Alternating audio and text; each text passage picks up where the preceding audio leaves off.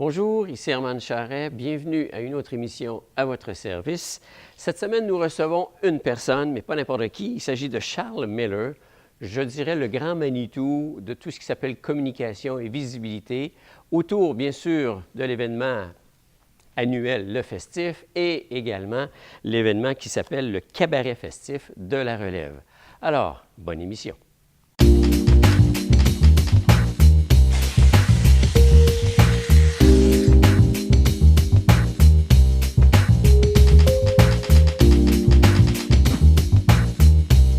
Premiumbeat.com.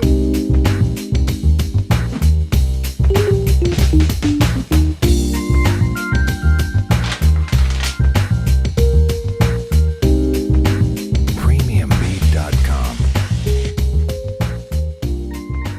Charles Miller, Allô? le Manitou de la communication, du festif et du cabaret festif, bienvenue. Allô? Alors, on en est aujourd'hui à parler de la 8e édition du cabaret festif, pour la relève bien sûr. 8 ans déjà, ça passe vite. Ah, c'est fou, ouais, c'est fou. Ça a commencé aussi en même temps que le festif, hein, tout petit, puis ça a fait boule de neige, là, le festif ayant beaucoup d'amis dans la relève et dans l'émergence, ben le mot s'est passé. Puis autant que le public ici a suivi l'événement, est devenu, comme je te le disais tout à l'heure, fidèle. Il y a des gens qui nous suivent, comme le noyau fort du festif, que je dirais, les amateurs de musique, hein, de tous les genres. Puis maintenant, on est à la grandeur du Québec. Là, on a des grosses pointures. On a eu 120 candidatures l'année dernière. Puis Ouf, c'est puis beaucoup. on vise encore plus cette année en établissant des partenariats avec différents médias et tout. Là. Ben, c'est ça, quand on dit, là, entre l'année 1 et l'année 8, vous avez appris, vous avez développé effectivement ce concept-là. Aujourd'hui, c'est devenu de renommée provinciale. Là. Ils viennent de partout, les artistes, comme tu le mentionnes. Puis il y a même des associations avec d'autres, pas festivals, mais Ouais, d'autres ben, organisations. Là, en d'autres termes de- diffuseurs, on a des tournées dans les prix là, qu'ils peuvent gagner. On a des tournées dans différentes salles de spectacle. Les médias aussi là, à Québec, à Montréal, les radios étudiantes, les radios communautaires, culturelles et tout ça. Donc, on est établi tous ceux en fait qui aident et qui suivent le festif aussi. Tu sais, on s'est servi aussi beaucoup de ça pour aller chercher des partenaires. Là. Tu sais, ils savent que c'est comme le volet concours du festival, puis que ça a un peu la même saveur. Là. Tu sais, le festif a taillé sa place parce que c'est fait à la main, il y a une personnalité différente des autres festivals. Une façon de faire qui est différente, peut-être un peu innovatrice aussi là, par rapport aux autres. Puis tout ce qui vient avec Charlevoix aussi, les gens adorent venir ici, le public adore la vibe du public de Charlevoix, puis tout ça. Fait que c'est vraiment ça là, qui fait que c'est unique. Là. Pour des groupes ou des individus qui s'inscrivent, c'est devenu des incontournables de participer à ce genre de compétition-là. Oui, ouais, c'est sûr. À travers les autres concours au Québec, si on comparait peut-être pas le rayonnement, parce qu'il y en a qui sont établis depuis 20 On ans. pense à On celui pense de à Granby, Granby et compagnie Saint-Ambroise. Il y a un réseau quand même assez fort au Québec de concours, de tremplins musicaux comme ça. Mais le cabaret, c'est un plus petit événement qui est encore naissant, si on veut, là, qui est en croissance, puis qui, au niveau des récompenses, c'est assez comparable. Tu sais, tu comparais ça, par exemple, au Francouverte, qui est un concours super établi, puis qui est vraiment cool. Puis eux autres, ça fait, je pense, ça, 16, 18, 20 ans. Tu sais, fait qu'on peut quand même être fier de dire ça fait 8 ans. Puis vous êtes rendu là, tu sais, au même niveau. Puis on collabore avec eux. Puis tu sais, pour nous, c'est une source d'inspiration aussi, tous ces concours-là. Tu sais, on regarde aussi comment on peut se différencier. Puis on fait comme partie, on peut dire, de l'écosystème. Tu sais. Les artistes de la relève, l'année précédente, qui vont gagner, par exemple, Granby, tu sais, ou la même année plutôt, Philippe Braque, Émile et tout ça, Émile Bilodeau, Claude Pelgag, Lydia Kepinski, tous des noms qui ont gagné la même année. Ils passent chez nous avant. Ça fait comme partie de leur réseau. Là. OK. Parce que, on va se le dire, on est en 2017, bientôt 2018. L'électronique, puis le net, puis le web, puis tout ce qui en est avec les tablettes, puis tout ce qui est, comment dire ça, plateforme comme telle. Est-ce qu'on a encore besoin, effectivement, de concours du genre? Moi, je pense que oui, ça vient avec. La promotion, on passe beaucoup par le web et tout ça parce que ça nous donne plein de portes d'entrée. Mais c'est sûr que ça prend des choses comme ça parce que, ben, comme je le disais, le public, ces gens-là veulent se faire découvrir d'un nouveau public. Les gens en parlent de ces artistes-là. Puis je pense que sans avoir une maison ou un pied à terre comme ça dans différentes régions au Québec, ben, il n'y aurait pas tous les partenaires qui, au même titre que TVCO, les médias locaux, CIHO et tout ça qui embarquent là-dedans. C'est ça qui fait qu'on rejoint les gens d'un peu partout. Puis oui, il y a encore vraiment la place, là, je pense, à des concours comme ça en région. C'est important. Là, Puis de les voir performer sur le web versus de les voir face à face, là, on se fait quand même une meilleure idée de leur qualité et leur talent, quoi. C'est sûr, c'est sûr. Il n'y a rien que... Ces artistes-là aussi, en démarrant, souvent, c'est là-dessus qu'ils ont besoin d'aide, d'avoir un peu d'encadrement au niveau promotionnel, d'avoir des conseils et tout ça. Donc, quand tu regardes ce qu'ils ont des fois au départ, les vidéoclips, tout ça, les chansons, ça n'a rien à voir avec constater le talent qu'ils ont sur place. Là. Justement, Philippe Braque puis Émile, puis tout ça, quand tu vois, ils ont gagné à Granby la meilleure présence sur scène, c'est parce qu'eux, il y a quelque chose, là, tu les vois sur les planches, puis tu te dis, OK, il y a un dialogue qui s'établit, puis ça, puis ça n'a rien à voir là, avec sur album. Là. Donc, le contact, en fait, on fait ses preuves ou on fait ses armes à être en contact avec le public. Parce que si on est toujours dans son salon ou dans un studio, la communication ou la communion qu'on peut avoir avec le public quand on vient sur scène pour performer, c'est là que ça se passe. Là. Ben oui, puis il y en aura toujours des artistes, je pense, qui sont peut-être pas à l'aise avec ça. Il y en a des artistes de sous-sol là, qu'on sait qu'ils n'ont pas eu besoin de passer par ce réseau-là pour se faire découvrir ou qui n'ont pas voulu, que c'est un petit peu contre leur façon de faire, par gêne. Il y en a qui sont moins des artistes aussi de scène, de spectacle, qui sont beaucoup plus des artistes de studio, des compositeurs. Mais je pense que pour ces gens-là qui sont ouverts, puis aussi avec tout ce que ça vient comme récompense, il y en a qui ont besoin de tout ça pour avoir un petit kick, là, puis c'est ça. Ouais, c'est super important. Parce que, on dira ce qu'on voudra, je veux dire. Demain matin, si on est toujours en studio, aujourd'hui, c'est une des façons de pouvoir aller chercher un gagne-pain, c'est le spectacle, c'est les tournées. Parce qu'avant, c'était la vente de micro-sillons ou de CD. À partir de là, je veux dire, on avait des revenus. Aujourd'hui, les gens achètent une toune, ils achètent ou ils l'écoutent gratuitement, se font une bibliothèque personnelle musicale, puis les artistes n'ont plus les revenus qu'ils avaient par ce genre de produits-là.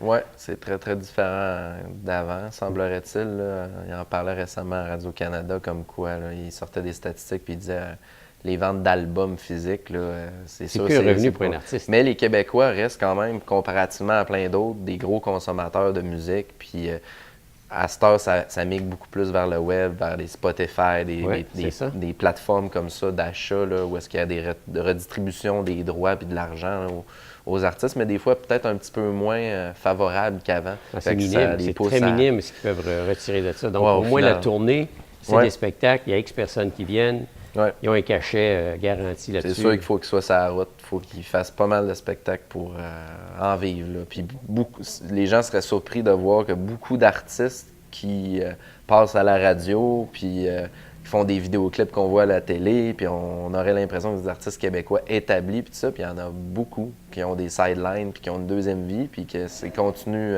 Ils doivent aussi jouer dans d'autres groupes, des fois, qui sont moins connus. Là, Ils sont dans plusieurs bandes, tout ça, pour arriver à la fin de l'année. La musique, les arts et spectacles, c'est comme ça. C'est pas un métier facile, mais on le fait par passion. Hein? Voilà. Le porte-parole cette année est effectivement Émile Bilodeau. Qui est connu ici, qui a fait, comme tu l'as mentionné, qui a gagné dans d'autres concours. Parle-moi un peu de lui. Émile, c'est un gars qui est encore super jeune, là, si je me trompe pas. Il est en train de terminer son cégep. Là. C'est encore un petit cul. Fait que ça fait quelques années là, qu'il travaille là, à lancer sa carrière. Là, maintenant, il est signé sur un label. Il est poussé par Dare to Care Records. Révélation Radio-Canada l'année dernière. Ça s'est tout passé en même temps, là, qu'on l'a vu au cabaret il y a 2 ans, si je ne me trompe pas. Gagné Grammy, 2 prix, là, présent sur scène et tout ça. Révélation Radio-Canada. Puis là, il est en nomination à la disque, c'est la semaine prochaine, hein, je pense. Puis comme justement, là, artiste de la relève de l'année, contre d'autres qui sont déjà passés là, aussi, là, au festif ou au cabaret. Donc, c'est tous des gens qu'on connaît. Puis Émile en fait partie. Là. C'est vraiment je pense, un très bon ambassadeur pour le concours parce que on aurait eu l'opportunité aussi, tu sais, des fois, de prendre des artistes qui ont plus encore de rayonnement et qui sont encore plus établis. Mais pour moi, c'est un peu ça l'idée aussi du cabaret. C'est qui peut mieux parler à la relève que la relève, tu sais. Mm-hmm. Puis, tu sais, c'est comme juste un range de relève D'une relève de plus en plus reconnue. Oui, c'est ça. Ouais, c'est ça, de plus en plus reconnu. C'est quelqu'un qui est passé par chez nous, que c'est sa réalité. Puis, ben, Émile, qu'est-ce qui en fait quelqu'un de très différent des autres? C'est carrément sa folie. Là. C'est vraiment quelqu'un de très, très drôle, puis qui il passe sous des chires, puis il dérape, puis il n'a pas peur de se tromper. Ouais, il est très spontané. On l'a vu là, sur notre page Facebook. On a fait une vidéo pour annoncer qu'elle allait être porte-parole. Mm-hmm. Et il est décollé ben raide, ça a été très très drôle. On a pris 70 fois le vidéo parce que là, il était parti. C'était vraiment un créatif puis un gars très funny. Là. Ah! Alors, ça met de la couleur, puis ça vient mettre de la jeunesse, effectivement. Puis à 8 ans, un concours comme ça, ben, on est encore jeune. Oh, ouais. Mais on est très existant en termes de présence. Cette année, il y a beaucoup de nouveautés qui viennent s'installer, effectivement, dans le cadre de ce concours-là. Peux-tu nous en parler un peu? Oui, bien la grosse nouveauté, c'est ça. On voulait le dire aux gens de Charlevoix, on est vraiment très, très fiers de retourner à nos anciens amours. On retourne, c'est un rêve un peu pour nous de pouvoir réutiliser la salle du cabaret de la Maison Otis, qui maintenant, avec le nouveau projet là, de refonte là, de tout l'hôtel et tout ça, ils ont décidé de faire un partenariat, de nous parler. Là. Ils ont entendu beaucoup parler du festif, puis ils étaient ouverts à ce qu'il y ait des productions, qu'il y ait des événements là, puis on a été comme les premiers contactés. C'est une salle qui a été fermée depuis, 4 ans, 5 ans? Oui, ça fait quelques années, hein, c'est ça que ça fonctionne plus, qu'ils ont décidé là, de ne pas l'opérer. Puis ben, on est retourné, puis c'était presque comme c'était avant. Puis, c'est une belle salle. C'est une belle salle, c'est un beau cabaret. Vraiment avec un cachet, une ambiance. Et puis c'est ça, tu sais, comparativement à l'Hôtel Germain, qui est super grande, même avec, mettons, 150 personnes, on arrive là, à créer la vibe festive, là, tu sais, un peu plus, justement, festive de party. Là, tu sais. On aime ça que les gens aient une écoute, mais en même temps, on aime ça que qu'il y ait un feeling. On n'est pas gêné que les gens se lèvent debout et applaudissent un artiste, puis tout ça. Tu sais, on veut retrouver ça un petit peu. Chose qui était peut-être un petit peu plus difficile dans une grosse salle aussi.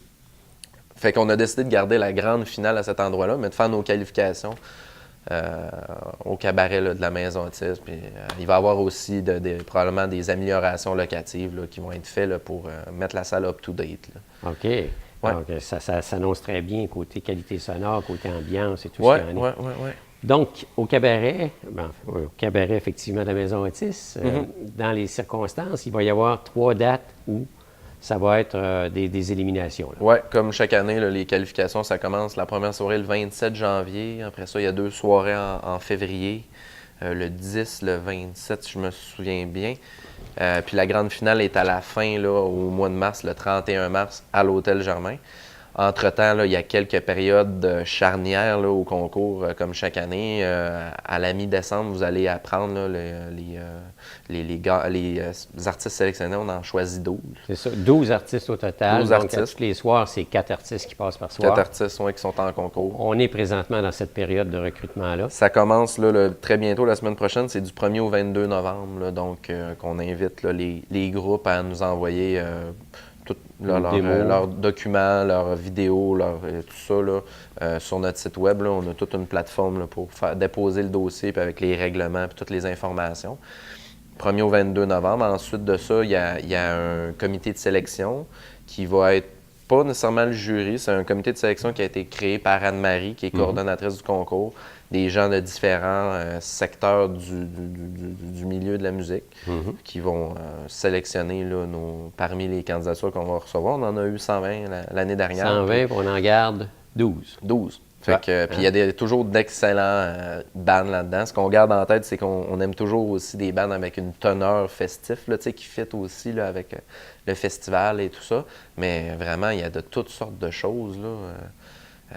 L'année dernière, c'était crève-cœur là, de devoir refuser des candidatures. C'est vraiment de la belle qualité de groupe là, qu'on reçoit chaque année. Fait que c'est ça. Au niveau des dates, c'est pas mal ça. Il y a, juste avant la finale, il y a aussi le vote en ligne où est-ce qu'on invite... Parce qu'il y a un jury qui va faire une sélection, donc ils vont mettre son... Chaque soir, il y a un prix du jury. OK. Il y a aussi un vote du public qui est durant la soirée. Puis il y en a parmi les trois, ceux qui vont être gardés parmi le vote du public. À la fin, il y a un vote Internet où est-ce qu'on en choisit un. Bon. Fait que c'est ça. Là, c'est une période importante que même si vous n'êtes pas venu aux soirées ou si vous êtes intéressé à la musique ou vous en avez manqué une, nous, on fait des vidéos, des prestations, des bandes, des captations, de toute la performance du groupe. Fait que ça, c'est disponible sur le site web, on les diffuse sur Facebook et tout ça. Donc, on invite les gens à regarder ça puis à se faire une idée, puis à venir donner son vote. Donner son vote par Internet. Par Internet, oui. Donc, qu'on y ait accès en tant que physique, lieu physique ou pas, je veux dire, on peut suivre effectivement le déroulement. C'est ça. Nous, c'est pour ça qu'on fait ça. Les vidéos, c'est une belle carte de visite pour les bandes. Ils sont très fiers après ça d'avoir une captation professionnelle là, de leur chanson. Puis ça nous permet aussi pour les gens qui ne sont pas venus, de se ça a faire sûrement une idée. aidé aussi à la crédibilité, effectivement, du concours. Ben oui, de voir que les performances étaient au rendez-vous, la technique était au rendez-vous. Hein. Génial. En fait, un concours comme ça se fait avec des partenaires, je veux dire, parce que là, on veut attirer du monde pour qu'ils participent, mais en même temps, il y a toute une visibilité qu'on leur donne avec ça. Il y a de l'argent aussi, il y a des possibilités d'en disquer, là. Oui. C'est une longue liste de prix, mais je vous dirais, tu sais, qu'au total, ça totalise plus de 15 000 en prix et bourse, là, dont un 7 000 donné par le présentateur SiriusXM, directement en bourse aux gagnants. Il y a un 2 000 aussi de Derry Télécom qui est remis, si je me souviens bien, c'est au prix du public. Là-dedans, la performance lors du festif, de la visibilité dans nos différents partenaires médias, des performances en ondes, du coaching promotionnel pour la radio avec les différentes radios de Québec et de Montréal, des spots publicitaires. Bref, il y en a une très, très longue liste. Et aussi, là, tout ce qui est, on parlait là, de la tournée dans les diffuseurs, dans les salles de spectacle. Il y a une tournée charlevoisienne qui se fait dans les différentes salles. Domaine Forgette, La Fascine, Tony Charlot, Auberge Jeunesse de la Malbaie. Donc ça, puis un peu partout au Québec aussi sur la route, là, chez différents diffuseurs d'un peu partout. Donc, là, si on gagne, on est occupé, quoi? On les occupe pendant Oui, puis il y a beaucoup de chances de gagner à quelque part parce qu'au final, c'est vraiment les membres du jury et ceux qui donnent les prix qui sont invités à la finale à remettre aussi des prix coup de cœur parce qu'ils peuvent être différents, effectivement, du groupe choisi par le jury. Puis, tu sais, des fois, on a vu des affaires improvisées là, des années à la finale, tu sais, dire moi, je suis trop divisé en deux, je tripe sur deux, j'en donne deux, tu sais. Tu sais, je les veux, ces deux-là, dans ma programmation, tu sais, fait que... Au final, là, c'est ce qui est écrit sur papier, c'est tel que tel.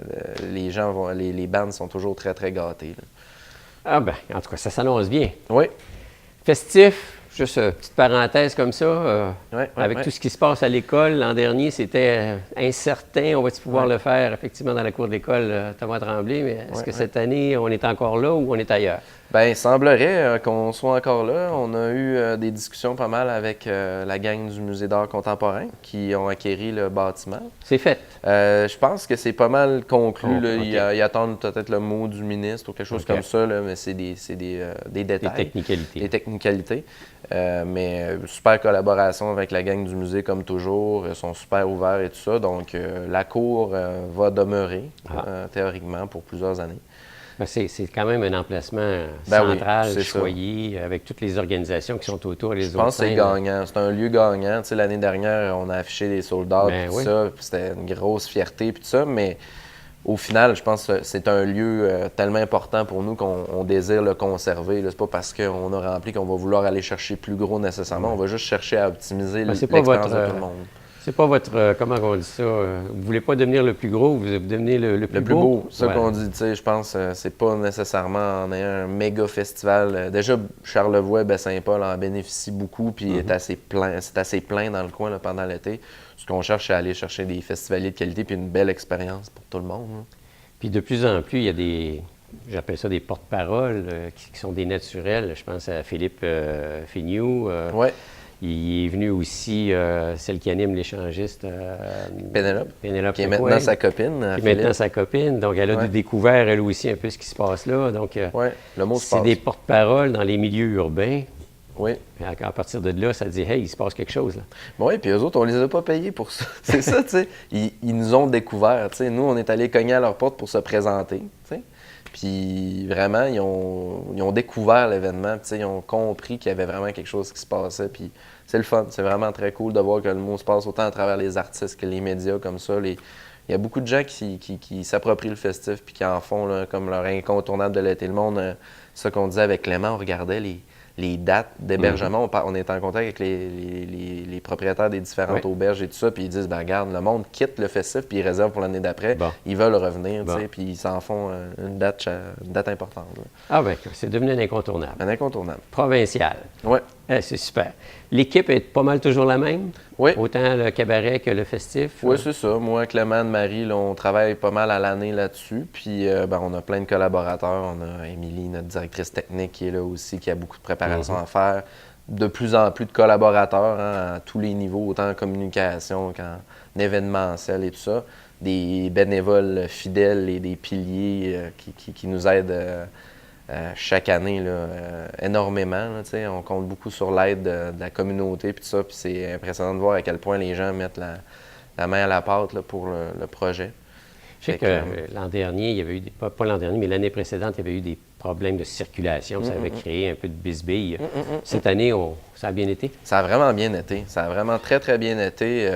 Pour vrai, ça a été Clément, dès qu'il a vu là, comment ça s'était passé, il y avait différents disons, enjeux par rapport à ça, puis différents petits trucs à arranger.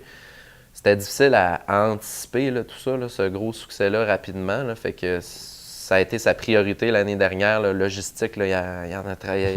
Il travaillait là-dessus toute l'année. Il est devenu cartésien. Il a créé des comités, puis avait travaillé de pair avec la ville, puis avec le ministère, puis tout ça, pour s'assurer que tout allait être droit. Puis pour vrai, je pense que ça a coulé pas mal cette année. Là. Puis en plus, vous avez eu une belle nouvelle dans la dernière année, des argents supplémentaires pour aider les festivals en région et compagnie. Oui, c'est ça. Ça venu donner un peu une respiration, sans dire qu'on est sur la respiration artificielle, on est toujours à se battre, là, mais ça, c'est venu aider. Oui, ça, c'est sûr. C'est le nerf de la guerre, là, le financement pour des festivals comme ça qui veulent grandir. C'est pas comme si on stagnait et on voulait, on était satisfait tout le temps de la... On a besoin de ces argents-là, puis on est très content de voir que le gouvernement a une ouverture aussi là-dessus. Avec la ministre, Mme Boulay, on a siégé sur des comités avec plein d'autres événements en région qu'on a expliqué c'est quoi notre réalité, nous autres aussi en étant décentrés. Là, on n'est pas à Québec, on n'est pas à Montréal, puis on a besoin de ce soutien-là pour attirer des gens. Puis c'est toute la région qui en bénéficie au final. Fait qu'on est bien content. Bah, des bonnes nouvelles. Yes. Alors, l'avenir s'annonce bien. Oui. Super. Écoute, on va répéter les dates à nouveau. Moi, je pense que c'est le 27 janvier, 17 février et le 10 mars. Ça, c'est pour les éliminations. Les qualifications. Les qualifications. Et la grande finale est le 31 mars. 31 mars, oui, comme l'année. À l'Hôtel Le Germain. Cette année, on se ramasse au cabaret de la Maison Otis, le cabaret du Café des artistes. On peut dire, on l'appelle le cabaret de la Maison Otis pour le moment, mais probablement que la salle va avoir un autre nom éventuellement. Rebaptisé. Rebaptisé, oui. Le cabaret du festif. Peut-être. Merci beaucoup pour ta présence. Merci. Au plaisir. Bye.